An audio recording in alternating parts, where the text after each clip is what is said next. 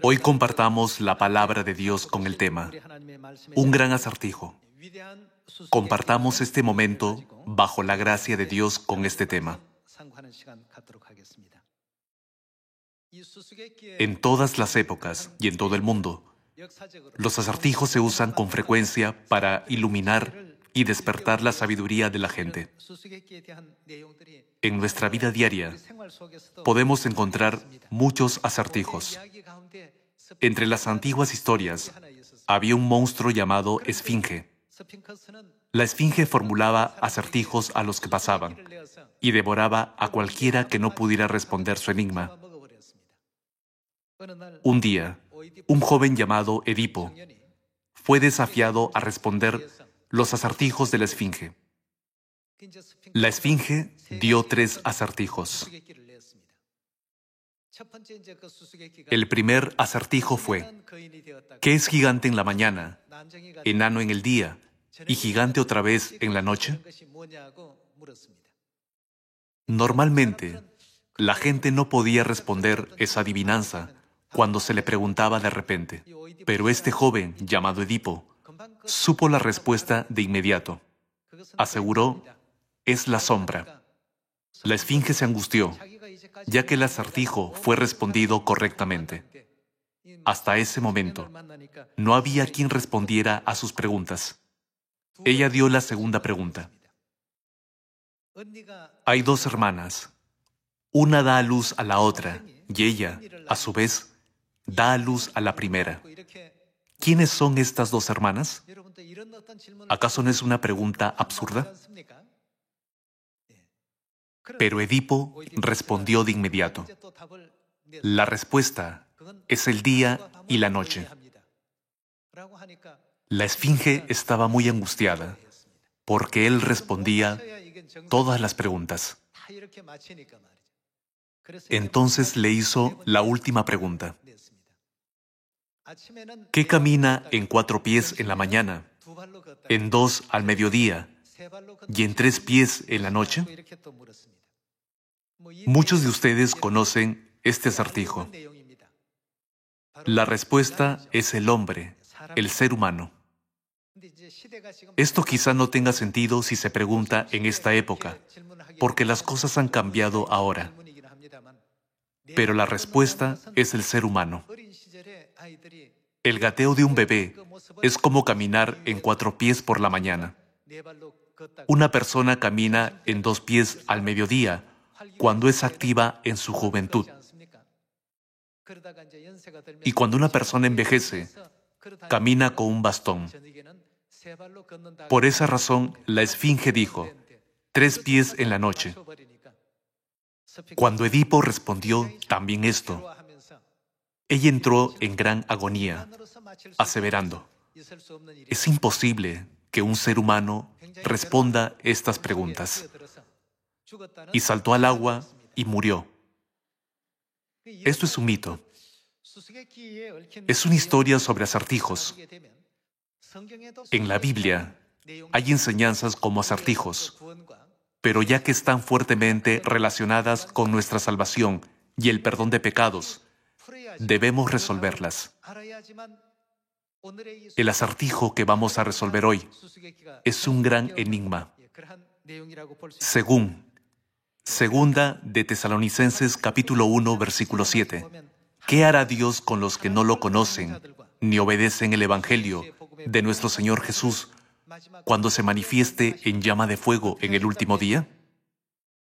Los que no conocen a Dios son los que no han encontrado la respuesta al acertijo que Dios ha dado para salvar a la humanidad. ¿No es así?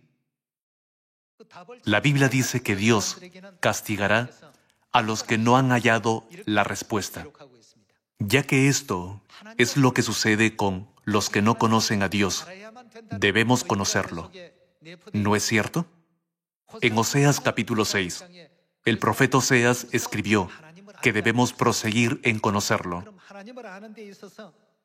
Sin embargo, ¿podemos conocer a Dios si no tenemos sabiduría, conocimiento ni fe? ¿Qué dice Proverbios capítulo 9? ¿Qué es el conocimiento de Dios? es el principio de la sabiduría. Significa que todas las preguntas pueden resolverse si conocemos a Dios.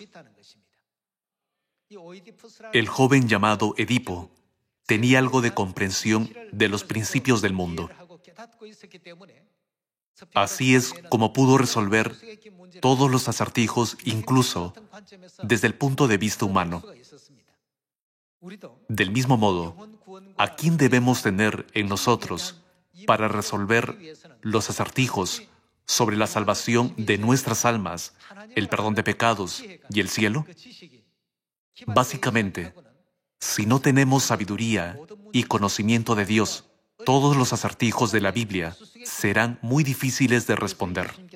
En Mateo capítulo 13, Jesús dijo que toda la Biblia está en parábolas. ¿Qué debemos hacer al respecto? Debemos resolverlas. ¿Pero son parábolas que los hombres puedan resolver? Está escrito que nadie puede resolver los acertijos de los 66 libros de la Biblia. ¿Quién vendrá y resolverá estos acertijos? La Biblia dice que todas estas cosas nos serán reveladas cuando venga Dios, y que Él nos enseñará y nos dará entendimiento. Según las profecías de Miqueas capítulo 4 e Isaías capítulo 2, ¿quién vendrá en los últimos días? Dios lo hará. Aparecerá en Sión. Nos dará la ley. ¿Y qué más? Nos enseñará todos los secretos que han estado escondidos. Si les hacen la pregunta, hay dos hermanas, una da a luz a la otra y ella, a su vez, da a luz a la primera. ¿Quiénes son estas dos hermanas? ¿Qué respuesta viene a su mente? De la misma manera, en Mateo capítulo 13, Dios dijo que declararía cosas escondidas desde la fundación del mundo. Y también dijo que todas las cosas en la Biblia son parábolas, ya que hay cosas como acertijos, del Génesis al Apocalipsis. ¿Solo quién puede aclarar la verdadera voluntad de Dios? Solo Dios puede descifrarla. Para esto, viene a esta tierra. Entonces, ¿a quién debemos buscar si esperamos el cielo y deseamos la salvación y la vida eterna? Debemos buscar a Dios, que es la fuente de la sabiduría y el conocimiento. Por esa razón, el libro de Proverbios dice, el que encuentra a Dios será más sabio, aumentará su saber. El temor de Jehová es el principio de la sabiduría. En Colosenses capítulo 1 y capítulo 2, ¿no está escrito que Cristo es el misterio? Significa que solo si conocemos a Cristo, podemos encontrar todas las respuestas a las parábolas que componen la Biblia. Entre grandes acertijos, hay un acertijo que Jesús dio. Veamos Mateo capítulo 16, versículo 13, para ver qué es ese acertijo. Viniendo Jesús a la región de Cesarea de Filipo, preguntó a sus discípulos diciendo, ¿quién dicen los hombres que es el Hijo del Hombre? Es un gran acertijo. ¿Quién dicen los hombres que soy yo, el Hijo del Hombre? Versículo 14. Ellos dijeron, unos Juan el Bautista, otros Elías, y otros Jeremías o alguno de los profetas. Él les dijo, ¿y vosotros, quién decís que soy yo? Respondiendo Simón Pedro dijo, tú eres el Cristo, el Hijo del Dios viviente. Es la respuesta correcta. Veamos el versículo 17. Entonces le respondió Jesús, bienaventurado eres Simón, hijo de Jonás, porque no te lo reveló carne ni sangre, sino mi Padre que está en los cielos. Y yo también te digo que tú eres Pedro, y sobre esta roca edificaré mi iglesia, y las puertas del Hades no prevalecerán contra ella. Y a ti te daré las llaves del reino de los cielos, y todo lo que atares en la tierra será atado en los cielos, y todo lo que desatares en la tierra será desatado en los cielos. Entonces mandó a sus discípulos que a nadie dijesen que él era Jesús el Cristo. En Mateo capítulo 16, Jesús dio un gran acertijo. ¿Quién dicen las personas del mundo que soy? ¿Y ustedes, quién dicen que soy? Cuando Jesús hizo esta pregunta, Pedro, uno de sus discípulos, exclamó: «Tú eres el Cristo, el Hijo del Dios viviente». Jesús estaba muy complacido y dijo: «Esto no te fue revelado por voluntad humana, sino mi Padre en el cielo te dio ese conocimiento y abrió tus ojos espirituales. De lo contrario, no hubieras sabido esta respuesta. Ahora te daré las llaves del reino de los cielos. Todo lo que atares en la tierra será atado en los cielos, y todo lo que desatares en la tierra será desatado en los cielos». Este fue uno de los acertijos que Jesús y los discípulos compartieron hace 2000 años. Aquí, lo importante es, ¿cómo supo Pedro la respuesta? Vayamos a Juan capítulo 6 y averigüemos a través de algunos escritos de la Biblia cómo Pedro sabía que Jesús era Dios que vino a esta tierra. Veamos el capítulo 6, versículo 66. Desde entonces muchos de sus discípulos volvieron atrás y ya no andaban con él. Dijo entonces Jesús a los 12, ¿queréis acaso iros también vosotros? Le respondió Simón Pedro, Señor, ¿a quién iremos? Tú tienes, ¿qué cosa? Palabras de vida eterna. Y nosotros hemos creído y conocemos que tú eres el Cristo, el Hijo del Dios viviente.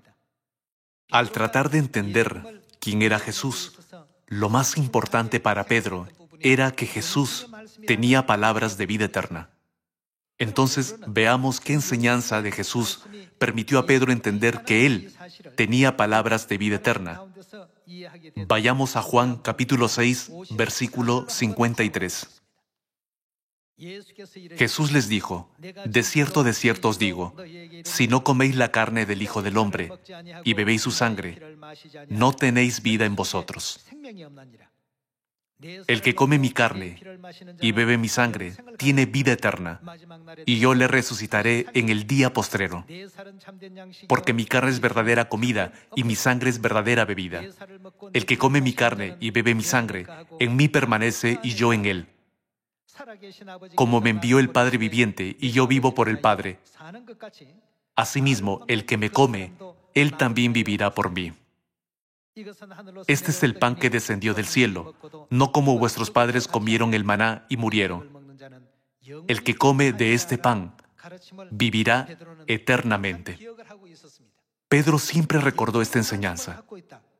Tú tienes palabras de vida eterna. ¿Solo quién puede vivir para siempre? Solo Dios.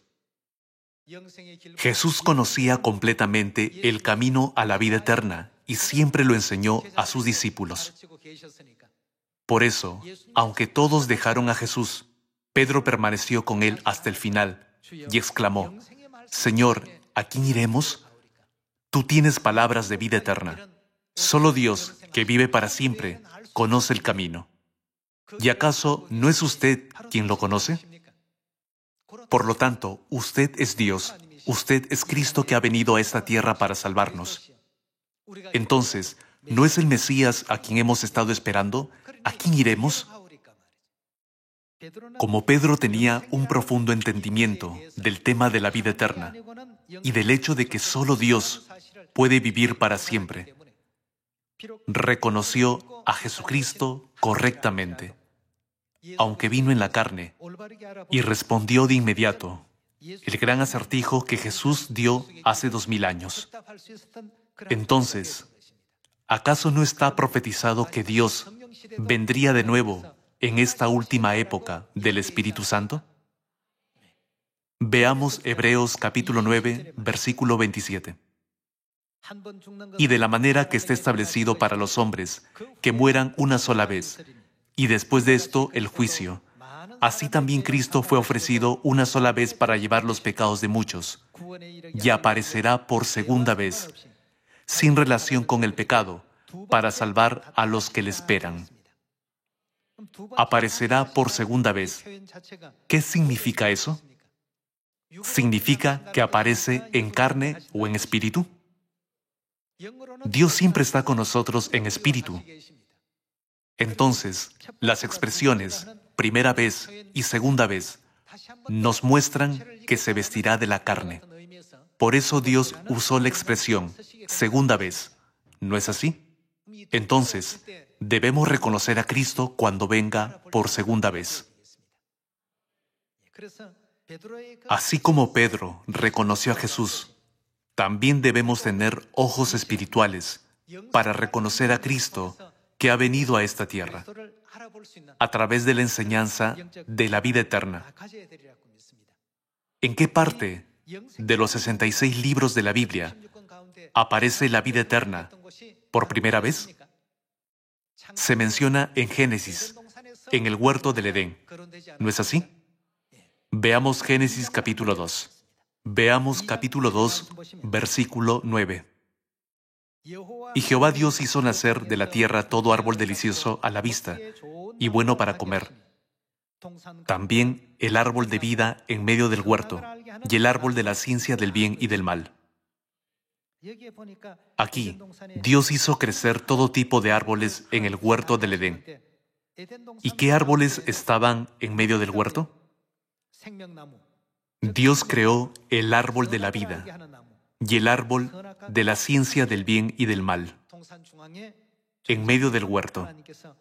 Veamos qué características tienen en el capítulo 2, versículo 17. Mas del árbol de la ciencia del bien y del mal no comerás, porque el día que de él comieres, ciertamente, ¿qué pasará? Morirás.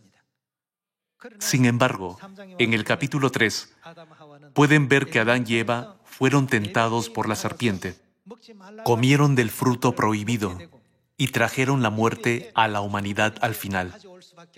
Entonces, ¿hay alguna forma para que la humanidad, que ha llegado a morir por comer del fruto prohibido, viva de nuevo? ¿Hay alguna manera? Esto es algo que la humanidad ha estado preguntándose y anhelando saber. Afortunadamente, en el Edén, no solo estaba el árbol de la ciencia del bien y del mal. ¿Qué otro árbol había allí? Vayamos al capítulo 3, versículo 22. Y dijo Jehová Dios: He aquí el hombre es como uno de nosotros, sabiendo el bien y el mal. Ahora pues, que no alargue su mano y tome también. ¿De qué árbol? Del árbol de la vida, y coma y viva para siempre. Adán y Eva, los representantes de la humanidad, estaban condenados a morir por comer del fruto prohibido. Si hubiera un camino para que comieran del árbol de la vida, podrían vivir de nuevo, ¿no es verdad? Sin embargo, en el versículo 23, Dios tomó cierta medida para que los pecadores no pudieran acercarse al árbol de la vida. Veamos el versículo 23. Y lo sacó Jehová del huerto del Edén, para que labrase la tierra de que fue tomado. Echó pues fuera al hombre, y puso al oriente del huerto de Edén querubines, y una espada encendida, que se revolvía por todos lados, para guardar el camino del árbol de la vida. Dios ordenó a los querubines que guardaran el camino al árbol de la vida, con una espada encendida, para que los pecadores que habían comido el fruto prohibido no se atrevieran a acercarse al árbol de la vida. A partir de este momento, Adán y Eva no pudieron evitar lamentarse, diciendo: «Miserable de mí, ¿quién me librará de este cuerpo de muerte?», como es escrito en Romanos capítulo 7. Adán y Eva podían disfrutar de la mejor vida solo si se abría el camino al árbol de la vida. ¿No es verdad? En Edén, a Adán y Eva no les faltaba nada. No estaban tristes, enfermos ni angustiados, sino solo alegres y felices. Sin embargo, como fueron engañados por el astuto diablo Satanás, comieron el fruto prohibido y transmitieron el pecado a toda la humanidad. Aunque el árbol de la vida estaba allí, Dios puso querubines y una espada encendida que se revolvía por todos lados para que los pecadores no pudieran atreverse a acercarse al árbol de la vida. Entonces, ¿qué pasará con los seres humanos si pueden comer del árbol de la vida? Vivirán para siempre, ¿no es así? Sin embargo, Dios bloqueó el camino al árbol de la vida. Entonces, ¿solo quién puede abrir el camino y permitirnos comer del árbol de la vida? Solo Dios. Así como Dios dio a Pedro las llaves del reino de los cielos, cuando nos encontramos con Dios, Él nos dio todo el privilegio de dar a conocer a la humanidad el camino a la vida eterna. Dios dijo, todo lo que atares en la tierra será atado en los cielos, y todo lo que desatares en la tierra será desatado en los cielos. Entonces, primero debemos pensar, ¿cómo podemos comer del árbol de la vida? ¿Qué es lo que Dios quiere enseñarnos a través del árbol de la ciencia del bien y del mal y el árbol de la vida? Antes de resolver este asunto, primero necesitamos saber las características del Antiguo Testamento y el Nuevo Testamento. El Antiguo Testamento muestra la voluntad de Dios como una sombra, y la realidad de la sombra está en el Nuevo Testamento. En otras palabras, el Antiguo Testamento es una sombra y el Nuevo Testamento es su realidad. En la sombra apareció el árbol de la ciencia del bien y del mal y el árbol de la vida. Lo importante es saber la realidad del árbol de la vida, ¿no es así? Solo entonces podremos acercarnos a la vida eterna. ¿Quién es el que vino a esta tierra por segunda vez con la vida eterna? La puerta del cielo se puede abrir cuando lo conocemos y lo encontramos, ¿no es cierto? Veamos la respuesta de Jesús para el árbol de la vida que Él dio hace 2000 años. Juan capítulo 6, versículo 53. Jesús les dijo, de cierto os digo, si no coméis la carne del Hijo del Hombre y bebéis su sangre, no tenéis, ¿qué cosa? No tenéis vida en vosotros. El pecado que Adán y Eva cometieron al comer el fruto prohibido se transmitió a la humanidad y en consecuencia estamos condenados a morir. Versículo 54. El que come mi carne y bebe mi sangre tiene, ¿qué? El que come la carne de Cristo y bebe la preciosa sangre de Cristo tiene vida eterna, y yo le resucitaré en el día postrero, porque mi carne es verdadera comida y mi sangre es verdadera bebida. Necesitamos enfocarnos en la enseñanza de Jesús con respecto a la vida eterna. Dios permitió a los que comen del árbol de la vida del Edén recibir la vida eterna. Pero en Juan capítulo 6, Jesús dijo, el que come mi carne y bebe mi sangre tiene vida eterna. Entonces, la realidad de la parábola del árbol de la vida en el Edén es la carne y la sangre de Jesús. ¿No es así? Averiguamos que la realidad del árbol de la vida, que más quería la humanidad, es la carne y la sangre de Jesús. Jesús dijo que los que coman su carne y beban su sangre tendrán vida eterna y que los resucitará en el día postrero. Jesús resolvió el acertijo. Aquí está dándonos la respuesta. Veamos una vez más el versículo 54. El que come mi carne y bebe mi sangre tiene vida eterna, y yo le resucitaré en el día postrero. Porque mi carne es verdadera comida y mi sangre es verdadera bebida. El que come mi carne y bebe mi sangre en mí permanece y yo en él. Como me envió el Padre viviente, y yo vivo por el Padre, asimismo, el que me come, él también vivirá por mí. Jesús no dijo, el que come del árbol de la vida vivirá por el árbol de la vida, sino el que me come. Como Jesús es el árbol de la vida del Edén, dijo, el que come mi carne y bebe mi sangre tendrá vida eterna. Jesús está enseñando el camino a la vida eterna que la humanidad más ha deseado. Entonces, ¿cómo podemos comer la carne de Jesús y beber su sangre? También debemos tener una respuesta a esto, ¿no es así? Vayamos a Mateo capítulo 26, versículo 17. El primer día de la fiesta de los panes sin levadura, vinieron los discípulos a Jesús diciéndole, ¿dónde quieres que preparemos para que comas la Pascua? Y él dijo, id a la ciudad a cierto hombre y decidle, el maestro dice, mi tiempo está cerca, en tu casa celebraré la Pascua con mis discípulos. Y los discípulos hicieron como Jesús les mandó y prepararon la Pascua. Aquí podemos confirmar que la forma de comer la carne de Jesús y beber su sangre es a través de la Pascua. Esto es muy importante. Versículo 26. Y mientras comían, tomó Jesús el pan y bendijo y lo partió, y dio a sus discípulos y dijo, tomad, comed, esto es mi cuerpo. Tomando el pan de la Pascua y dándolo, dijo que era su cuerpo. Versículo 27. Y tomando la copa, y habiendo dado gracias, les dio diciendo, bebed de ella todos. Sobre el vino de la Pascua contenido en la copa, dijo, beban de ella todos, porque esto es, ¿qué? Esto es mi sangre del nuevo pacto, que por muchos es derramada para remisión de los pecados. Jesús dijo que el vino de la Pascua es su sangre, la sangre del pacto.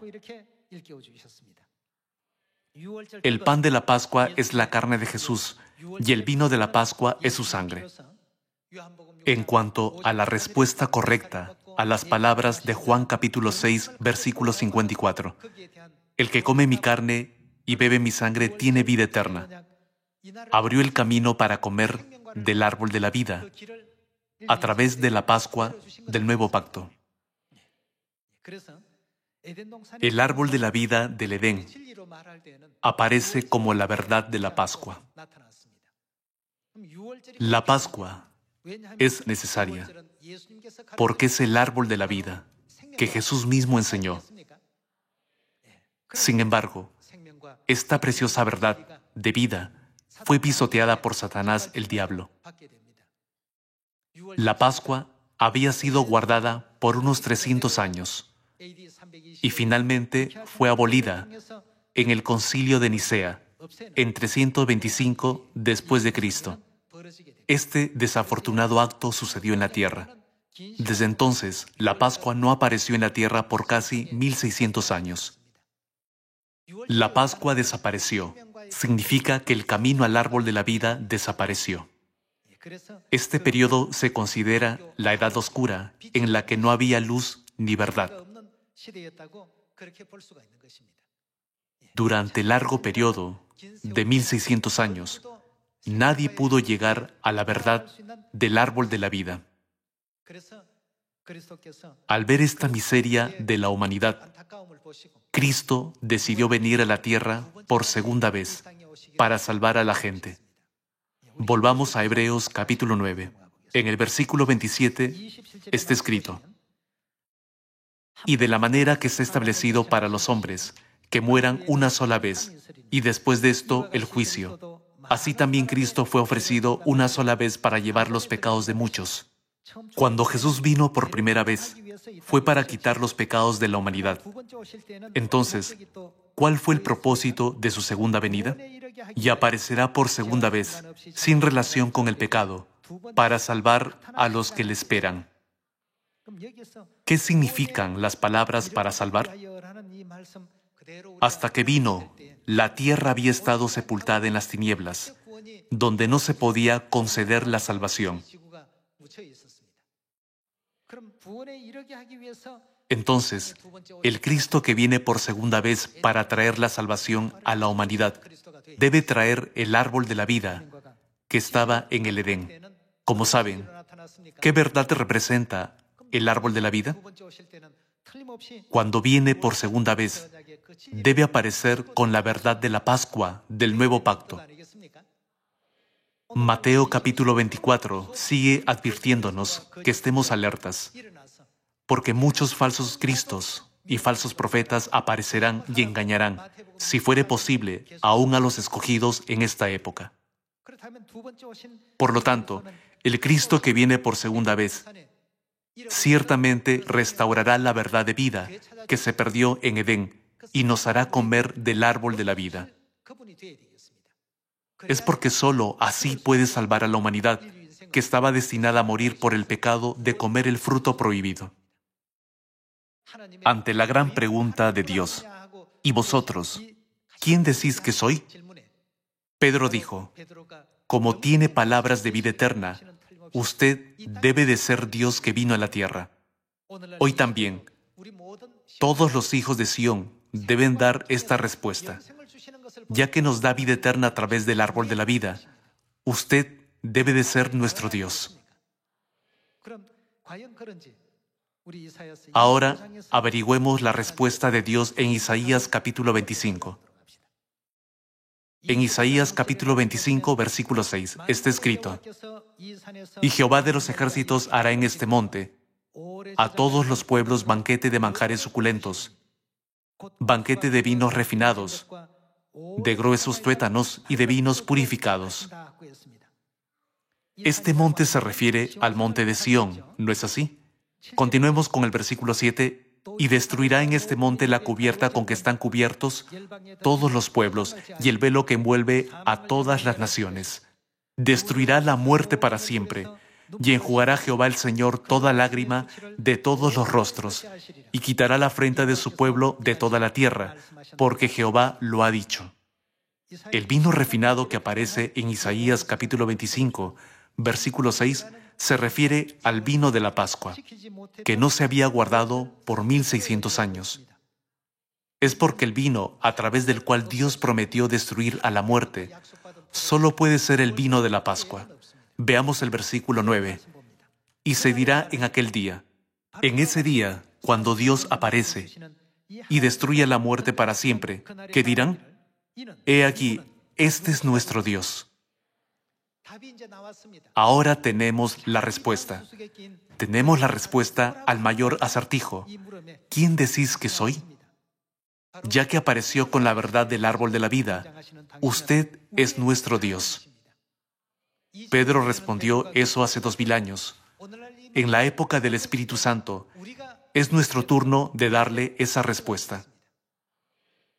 Y se dirá en aquel día, he aquí, este es nuestro Dios, le hemos esperado y nos salvará. Nadie más puede salvarnos, excepto aquel que destruye la muerte para siempre, a través del vino refinado de la Pascua. Él nos salvará.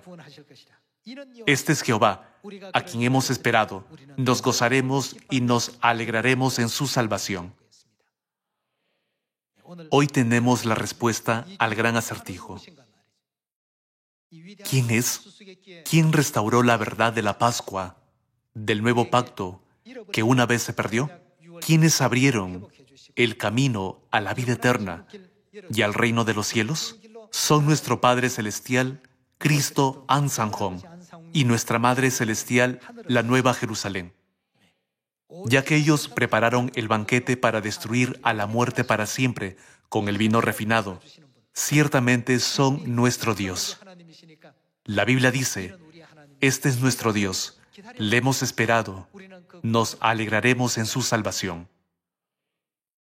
Puesto que hemos encontrado a Dios, que es testificado por todas las profecías, dado que sabemos la respuesta, solo hay una cosa que podemos hacer. Es seguir el camino del Padre y la Madre por donde quiera que vayan. Si solo seguimos el camino, ¿qué pasará con nosotros?